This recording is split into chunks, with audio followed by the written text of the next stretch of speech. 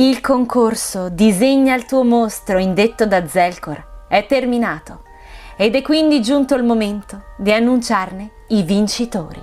Non prima di aver dato un'occhiata alla galleria di mostri da voi creati. Per l'occasione, come potete vedere, ho assunto un look decisamente più dark, che mi fa sembrare a metà tra una che ha sbagliato a farsi la tinta e la nipote uscita fuori male di Tim Burton.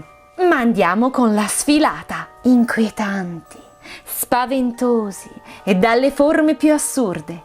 Questi sono i trend della nuova stagione mostruosa primavera-estate 2018, in arrivo su tutti gli schermi youtubeschi d'Italia. Ma diamo un'occhiata agli artisti che hanno fatto quest'anno il loro debutto. Arianna De Vita ci presenta un modello vestito classico del mostro creepy e aspirante detective col fedora. Eva Facchinieri ci ricorda invece che bisogna diffidare anche della propria ombra, pure se vestiamo alla moda col cappottino molto fashion. Daniele Ariulo risveglia i nostri istinti insettofobici più profondi, con questo mostro che scatena l'irrefrenabile istinto di armarci di insetticida esplosivo.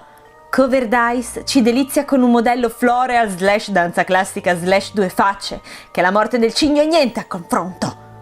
Melissa Black Lilith propone un modello scienziato pazzo alla Nightmare Before Christmas, ma con più denti e più paura.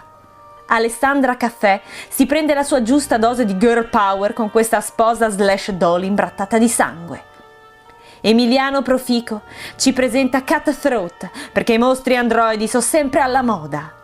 Fabio Gattino ci dimostra che l'arte del patchwork e del riciclo può avere 1000 usi, ivi compreso quello di spaventarci a morte. Chiara Enrico fa il suo ingresso ricordandoci le nostre paure più profonde, ovvero che il nostro coniglietto di peluche stia in realtà complottando per ucciderci. Edoardo Ariosto ci mostra un gargoyle uscito dritto da un incubo che prova a intrufolarsi in casa imitando Babbo Natale dal camino.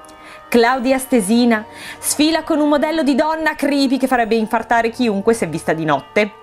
Francesca Mancuso dimostra con finezza che l'accoppiata uomo-animale può essere spaventosa assai, così come fa Sergio Livolsi, aggiungendo però più punte velenose. Maurizio Mancuso presenta invece una creatura capace di fissarci da qui all'eternità inquietandoci tantissimo. Paolo Martinelli propone un mostro forestifero solitario con sportello tattico per far capire cosa ha nello stomaco di solito. Antonio Frascolla ci presenta una giovane riccioli d'oro posseduta da tipo Belzebù. Gabriele Ochian si toglie lo sfizio di unire varie cose spaventose in una sola figura, ovvero denti, unghie e corna. Emanuela Orazzi ci mostra una sensuale creatura che, a dispetto del suo colore allegro, è pronta a sterminare tutti. Francesco Maffei porta in passerella un essere che ha deciso di abbandonare la sua maschera e con Luca la Deadpool terrorizzare il prossimo.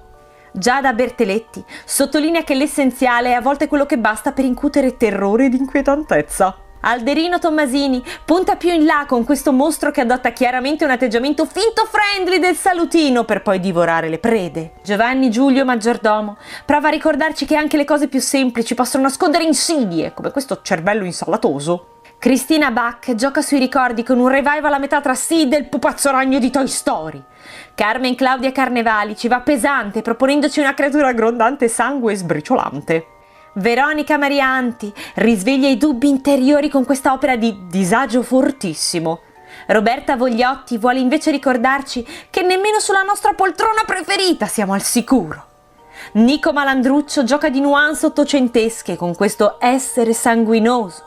Alessandro Maiolino ci presenta il nemico più imbattibile di tutti, lo scorrere del tempo. Nel mentre, Sara Grecca prova a lanciare le basi per una nuova serie di romanzi, La collezionista di occhi. Alice Marchetti Dori punta invece sull'extraterrestre style. Gabriele Bianco torna al folklore con un essere che si fa un giro sulla nuvola di Dragon Ball. Laura Desirée Solferino rimane sul classico con un demone dall'espressione contrariatissima. Ed infine giunge il vincitore, Scarwolf Mazzano, che con questo lupo mannaro da incubo si aggiudica il primo premio, ovvero una storia horror che Zelkor scriverà proprio sul suo personaggio e che sarà narrata da moi. Grazie di aver partecipato, siete stati tantissimi e davvero creativi. Ci vediamo alla prossima sfilata. Io mi tolgo sto parruccone, va che mi pizzica assai. Ai, ai, ai, ai, ai.